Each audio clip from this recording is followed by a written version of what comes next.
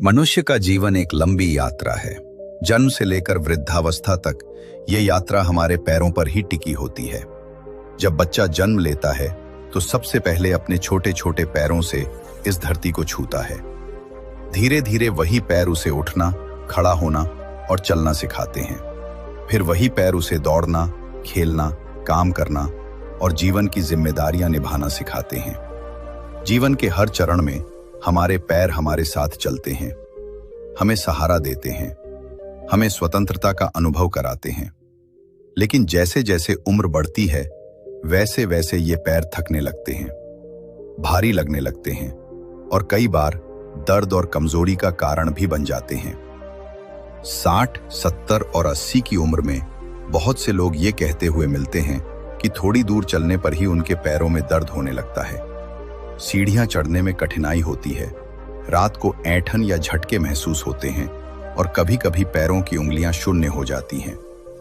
गौतम बुद्ध कहा करते थे कि पैर केवल शरीर का सहारा नहीं बल्कि आत्मा की यात्रा के रथ के पहिए हैं।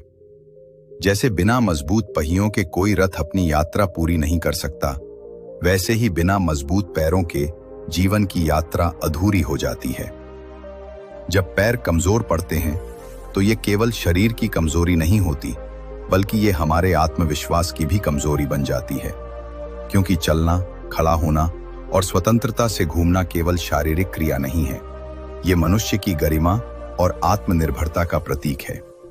जब किसी बुजुर्ग को लगता है कि वो अपने पैरों की वजह से दूसरों पर निर्भर हो गया है तो उसका मन भी टूटने लगता है, आत्मविश्वास डगमगाने लगता है।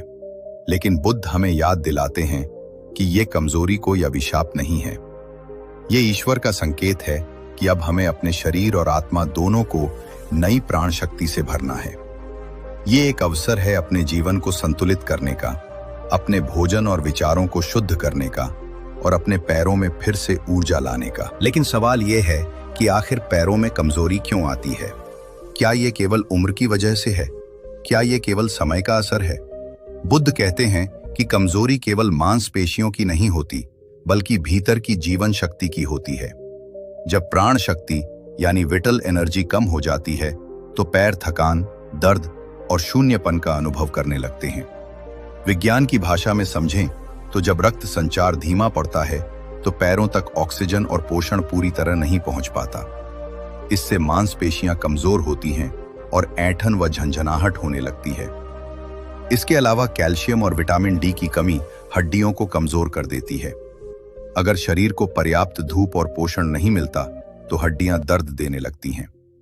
लंबे समय तक बैठे रिंके रहने से मांसपेशियों में जकड़न आ जाती है।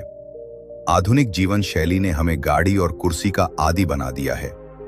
नतीजा ये हुआ कि हम पहले जितना चलते फिरते थे उतना अब नहीं चल पाते। यही कारण है कि पैरों की मांसपेशियां कठोर और कमजोर हो जाती हैं। कभी कभी नसों में रक्त का दबाव या स्नायु तंत्र की कमजोरी भी पैरों में सुन्नपन और झंझनाहट का कारण बनती है। लेकिन सबसे बड़ा कारण है मन की स्थिति। बुद्ध कहते थे कि जैसे मन भारी होगा वैसे ही शरीर भी भारी लगेगा। चिंता, तनाव और निराशा पैरों की थकान को और बढ़ा देती है। कई बुजुर्ग लोग कहते हैं कि थोड़ी दूरी चलने पर पैर भारी लगने लगते हैं। सीढ़ियां चढ़ते समय घुटनों में जान ही नहीं रहती, रात को झटके लगते हैं और नींद खुल जाती है। ये सब शरीर के संकेत हैं। ये शरीर हमें पुकार रहा है कि अब उसे नया पोषण चाहिए, उसे नई प्राण शक्ति चाहिए। बुद्ध कहते थे कि मनुष्य केवल भोजन से नहीं जीता बल्कि वो जीवन शक्ति से जीता है। भोजन केवल एक माध्यम है जिससे वो प्राण शक्ति हमारे शरीर में आती है। अगर भोजन शुद्ध नहीं है, अगर उसमें जीवन शक्ति नहीं है तो शरीर धीरे धीरे कमजोर होने लगता है। आजकल का भोजन कई बार केवल पेट भरने का साधन बन गया है। पैकेज्ड खाना, दला भुना या रसायन युक्त भोजन भले ही स्वाद दे दे पर उसमें जीवन शक्ति नहीं होती। पेट तो भर जाता है लेकिन नसों और मांसपेशियों को वो ऊर्जा नहीं मिलती जिसकी उन्हें जरूरत है। यही कारण है कि उम्र से पहले ही पैरों में दर्द और कमजोरी आने लगती है। लेकिन यदि हम अपने पूर्वजों को देखें तो तस्वीर कुछ और थी। वे 70 से 80 साल की उम्र में भी खेतों में काम करते थे, लंबी दूरी पैदल तय कर लेते थे। ऐसा क्यों था? क्योंकि उनका भोजन प्रकृति से जुड़ा हुआ था। वे जो खाते थे वो ताजा होता था, उसमें जीवन शक्ति होती थी। उनके आहार में दूध, अनाज, दालें, फल और सब्जियां होती थी। वे धूप में रहते थे, मेहनत करते थे और प्रकृति के साथ सामंजस्य में जीते थे। इसलिए बुद्ध कहते हैं कि पैरों की कमजोरी केवल रोग नहीं है, ये एक अवसर है अपने शरीर और आत्मा को फिर से संतुलित करने का। जब शरीर हमें संकेत देता है कि वो थक चुका है, तो हमें उसे दोष नहीं देना चाहिए, बल्कि उसका आभार मानना चाहिए कि उसने हमें समय रहते चेतावनी दी। अब हमें अपनी जीवन शैली और भोजन को सुधारना है। और यहाँ एक गहरी बात है, हमारे पैर और हमारे मन का सीधा संबंध है। आपने कभी देखा होगा कि जब मन प्रसन्न होता है तो चलना भी हल्का लगता है, पैर तेजी से चलते हैं, और जब मन उदास होता है तो पैर भारी पड़ जाते हैं, चलने का मन नहीं करता। बुद्ध कहते हैं कि मन और पैर एक दूसरे से गहराई से जुड़े हैं। मन की स्थिति पैरों की स्थिति को प्रभावित करती है। इसीलिए पैरों को मजबूत बनाने का मार्ग केवल भोजन से नहीं है, बल्कि मन को भी शांत और प्रसन्न रखना है। अगर मन में शांति और कृतज्ञता होगी तो पैर भी ऊर्जा से भरे रहेंगे। अब जब हमने ये समझ लिया है कि पैरों की कमजोरी का कारण केवल उम्र नहीं है, बल्कि जीवन शक्ति की कमी है, तो हमें यह भी समझना होगा कि उस जीवन शक्ति को कैसे पुनः प्राप्त किया जाए। बुद्ध कहते हैं कि भोजन वो पुल है जो शरीर और आत्मा को जोड़ता है। यदि भोजन शुद्ध, सरल और प्राणवान है तो शरीर भी दिव्य शक्ति से भर उठता है। इसी भोजन के माध्यम से हम अपने पैरों को नया जीवन दे सकते हैं। और यही कारण है कि अब हमें यह जानना है कि कौन से प्राकृतिक देसी आहार हमारे पैरों की कमजोरी को दूर कर सकते हैं। कौन से सुपर फूड्स हमें वो ऊर्जा देंगे जिससे हमारे पैर फिर से मजबूत होंगे, ऐंठन और झंझनाहट कम होगी, रक्त संचार सुधरेगा और हम वृद्धावस्था में भी आत्मविश्वास से चल पाएंगे। यही वो ज्ञान है जो हमारी आगे की यात्रा में हमें मिलेगा। मनुष्य का शरीर प्रकृति की प्रयोगशाला है। इस शरीर को चलाने के लिए जो ऊर्जा चाहिए वो भोजन से आती है। लेकिन भोजन केवल पेट भरने के लिए नहीं है, बल्कि जीवन शक्ति देने के लिए है। गौतम बुद्ध कहा करते थे कि हर भोजन के कण में ईश्वर की शक्ति छिपी है। जब हम सही भोजन का चयन करते हैं तो हम केवल शरीर को नहीं, बल्कि आत्मा को भी पोषण दे रहे होते हैं। विशेषकर वृद्धावस्था में जब शरीर थकान और कमजोरी का अनुभव करता है, तब आहार ही सबसे बड़ा औषधि बन जाता है। पैरों की ताकत, हड्डियों की मजबूती और नसों की लचक, ये सब सीधे सीधे हमारे भोजन पर निर्भर करते हैं। और इसीलिए अब हम उन देसी सुपर फूड्स की बात करेंगे जिन्हें हमारे आर्षि मुनियों और पूर्वजों ने शक्ति और दीर्घायु का रहस्य माना। सबसे पहले बात करते हैं बादाम और अखरोट की। ये छोटे छोटे मेवे दिखने में भले साधारण लगे, लेकिन इनमें अद्भुत शक्ति छिपी है। बुद्ध कहते थे कि जैसे ध्यान से मन को शक्ति मिलती है, वैसे ही बादाम और अखरोट से मस्तिष्क और मांसपेशियों को शक्ति मिलती है। इनका आकार भी कुछ ऐसा है कि हमें संकेत देता है। अखरोट का आकार दिमाग जैसा है और ये मस्तिष्क और नसों के लिए अमृत है। बादाम लंबा और चिकना होता है, ये हमारी हड्डियों और मांसपेशियों को मजबूती देता है। ये कोई संयोग नहीं है, बल्कि प्रकृति का संदेश है। बुजुर्गों के पैरों में जो कमजोरी आती है, उसका एक बड़ा कारण है नसों और मांसपेशियों को पर्याप्त पोषण न मिल पाना। अखरोट और बादाम इस कमी को पूरा करते हैं। इनमें ओमेगा 3 फैटी एसिड होता है जो नसों को आराम देता है और रक्त संचार को सुचारू करता है। यही कारण है कि जो लोग रोज सुबह 5 से 7 भिगोए हुए बादाम और 2 अखरोट खाते हैं, उनके पैरों में नई जान आ जाती है। ऐंठन कम होती है, थकान घटती है और मांसपेशियां फिर से लचकदार होने लगती हैं। बुद्ध कहते थे कि इन मेवों को खाते समय केवल स्वाद के लिए ना खाएं, उन्हें कृतज्ञता के साथ खाएं। हर निवाले में ये भावना रखें कि आप ईश्वर का वरदान ग्रहण कर रहे हैं। जब भोजन के साथ कृतज्ञता मिलती है तो उसकी शक्ति कई गुना बढ़ जाती है। सुबह उठकर ध्यान करने के बाद यदि आप भिगोए हुए बादाम और अखरोट खाएं, तो ये केवल शरीर ही नहीं, बल्कि मन को भी स्थिर और शांत कर देता है। ये पैरों में ऊर्जा भरता है और दिमाग को एकाग्र करता है। अक्सर लोग कहते हैं कि उन्हें चलते समय थकान होती है, पैरों में भारीपन लगता है। ये दवा है। सुबह के नाश्ते में या दाल सब्जी पर एक चम्मच घी डालकर खाया जाए तो ये शरीर के हर हिस्से तक पहुंचता है। विशेषकर पैरों तक घी से नसों की थकान मिटती है और उनमें नई ऊर्जा आती है। सोचिए, प्राचीन समय के लोग कितनी दूर पैदल चलते थे, तीर्थ यात्राएं करते थे, पहाड़ों पर चढ़ते थे, लेकिन फिर भी उनके पैर मजबूत रहते थे, क्योंकि उनका भोजन शुद्ध था, उसमें घी शामिल था। घी उन्हें सहन शक्ति देता था और वही सहन शक्ति उन्हें वृद्धावस्था में भी सक्रिय बनाए रखती थी। अब आते हैं भोजन के सही समय पर। बुद्ध कहते थे कि भोजन केवल पेट भरने के लिए मत खाओ, बल्कि समय पर और नियम से खाओ। जब भोजन नियम से किया जाता है तो शरीर उसे ठीक से पचाता है और उससे मिलने वाली ऊर्जा स्थायी होती है। लेकिन जब भोजन कभी भी कहीं भी और बेधड़क खाया जाता है तो वही भोजन जहर बन जाता है। देखिए, सूरज जब उगता है तो उसकी ऊर्जा धीरे धीरे बढ़ती है। उसी तरह सुबह का समय भोजन को पचाने के लिए सबसे अच्छा होता है। नाश्ता हल्का और पौष्टिक होना चाहिए, जैसे दलिया, फल, दूध या थोड़ा घी के साथ रोटी। ये शरीर को दिन भर की शुरुआत के लिए तैयार करता है। दोपहर का भोजन दिन का सबसे महत्वपूर्ण भोजन है। इस समय सूरज अपनी पूरी शक्ति पर होता है और हमारा पाचन भी सबसे प्रबल होता है।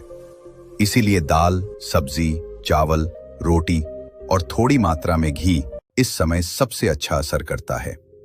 ये शरीर को ताकत देता है और पैरों तक पोषण पहुंचाता है। लेकिन शाम का समय अलग है। सूर्य ढलने के बाद पाचन शक्ति धीमी होने लगती है। इस समय यदि हम भारी भोजन कर लेते हैं तो ये पचता नहीं और शरीर पर बोझ बन जाता है। यही कारण है कि बुजुर्ग लोगों को रात में पैर भारी लगते हैं और नींद में बेचैनी होती है।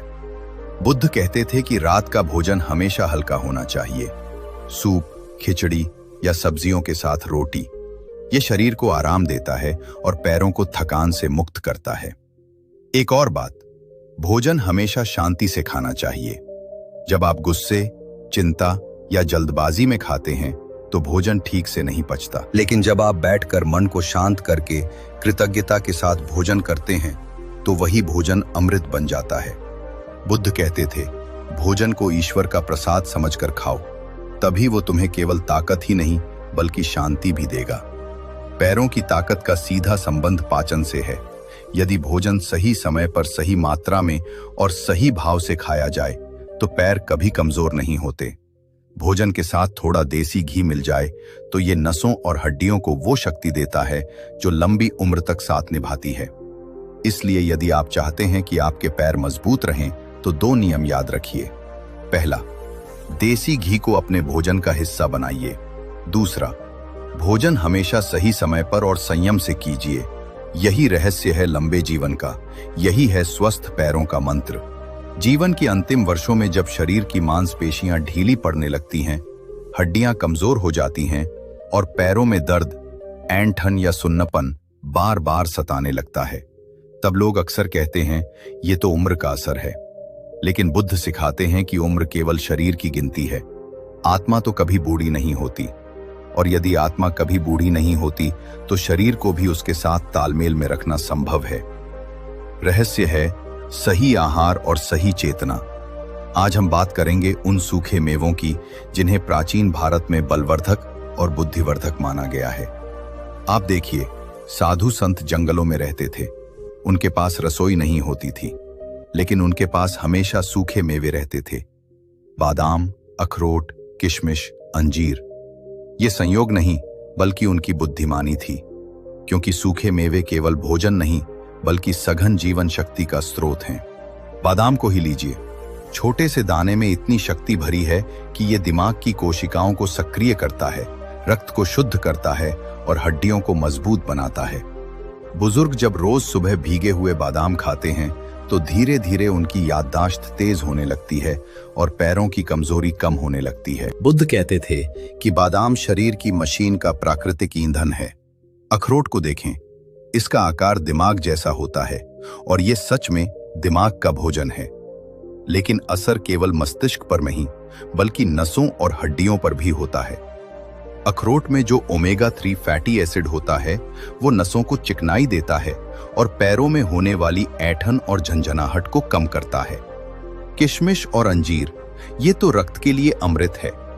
बुजुर्गों के पैरों की कमजोरी का एक कारण ये भी है कि उनके रक्त में पोषण की कमी हो जाती है। जब रक्त कमजोर हो जाए तो वो मांसपेशियों तक ऑक्सीजन और शक्ति नहीं पहुंचा पाता। किशमिश और अंजीर रक्त को शुद्ध करते हैं, हीमोग्लोबिन बढ़ाते हैं और पैरों को नई ऊर्जा देते हैं। बुद्ध कहते थे कि सूखे मेवे सघन सूर्य ऊर्जा हैं। जब फल पेड़ पर लगते हैं तो वे सूर्य की किरणों को अपने भीतर भरते हैं, लेकिन जब वही फल सूख जाते हैं तो उनकी ऊर्जा और अधिक केंद्रित हो जाती है। यही कारण है कि थोड़ी सी मात्रा में सूखे मेवे खाने से उतनी शक्ति मिलती है जितनी सामान्य भोजन की बड़ी मात्रा से भी नहीं मिल पाती। लेकिन यहां भी वही नियम है, मात्रा और समय। यदि आप सूखे मेवे अति कर देंगे तो ये शरीर में गर्मी और भारीपन पैदा कर देंगे, लेकिन यदि आप सुबह या दिन के समय सीमित मात्रा में इन्हें खाएं तो ये पैरों में ताकत भर देते हैं। बुद्ध सिखाते थे कि भोजन में संतुलन ही सबसे बड़ा रहस्य है। अब हम बात करेंगे जीवन के अंतिम मंत्र की, निष्कर्ष की। पैरों की कमजोरी केवल शरीर की समस्या नहीं, बल्कि मन और आत्मा की समस्या भी है। जब मन कमजोर होता है तो शरीर भी झुकने लगता है। जब आत्मा निराश हो जाती है तो पैर थकान से भर जाते हैं। इसलिए बुद्ध हमेशा कहते थे, अपने मन को ऊंचा रखो। आप देखिए, जो लोग जीवन के अंतिम वर्षों में भी आनंदित रहते हैं, उनका शरीर लंबे समय तक सक्रिय रहता है। क्यों? क्योंकि उनका मन हार नहीं मानता। वे रोज सुबह ध्यान करते हैं, ईश्वर को याद करते हैं और आत्मा की शक्ति को जगाते हैं। जब आत्मा प्रफुल्लित होती है तो पैर भी हल्के हो जाते हैं। अब कल्पना कीजिए, एक 70 वर्ष का बुजुर्ग सुबह उठता है, वो भगवान का नाम लेता है, थोड़ी देर प्राणायाम करता है, फिर रसोई में जाकर गुनगुना पानी पीता है, भीगे हुए बादाम और किशमिश खाता है और नाश्ते में हल्का दलिया लेता है जिस पर थोड़ा सा घी डाला है। दिन में भोजन नियम से करता है, दाल, सब्जी, चावल, रोटी और थोड़े से सलाद के साथ। रात को हल्की खिचड़ी खाकर सोने से पहले ध्यान करता है। सोचिए उसका शरीर कितना संतुलित होगा। पैर उसे न केवल सहारा देंगे बल्कि उसे फिर से जीवन का आनंद लेने देंगे। बुद्ध कहते थे, सच्चा स्वास्थ्य केवल दवा से नहीं आता, ये भोजन, विचार और ध्यान, इन तीनों से आता है। यदि बुजुर्ग लोग अपने आहार में सूखे मेवे, देसी घी और ताजे फल सब्जियां शामिल कर लें और साथ ही अपने मन को सकारात्मक रखें तो उनकी उम्र केवल गिनती में बढ़ेगी, कमजोरी में नहीं। जीवन का अंतिम रहस्य यही है, अपने पैरों को मजबूत बनाना केवल आहार से नहीं बल्कि जीवन शक्ति से है। जब हम भोजन को प्रसाद मानते हैं, जब हम ध्यान से अपने भीतर की ऊर्जा जगाते हैं, जब हम भगवान का नाम लेकर चलना शुरू करते हैं तो हर कदम हल्का हो जाता है। तो मेरे प्यारे भाई बहनों, यदि आपकी उम्र 60, 70 या 80 है और आपको लगता है कि अब चलना कठिन है, तो याद रखिए, अभी भी देर नहीं हुई है। आहार को शुद्ध बनाइए, सूखे मेवे और घी का सही उपयोग कीजिए, भोजन नियम से कीजिए और मन को हमेशा ऊंचा रखिए। आपका हर कदम आपको न केवल मजबूती देगा बल्कि आत्मविश्वास भी देगा। याद रखिए बुद्ध का ये वचन, मनुष्य का शरीर ईश्वर का मंदिर है। इस मंदिर को कमजोरी से नहीं बल्कि शक्ति और पवित्रता से भरना है।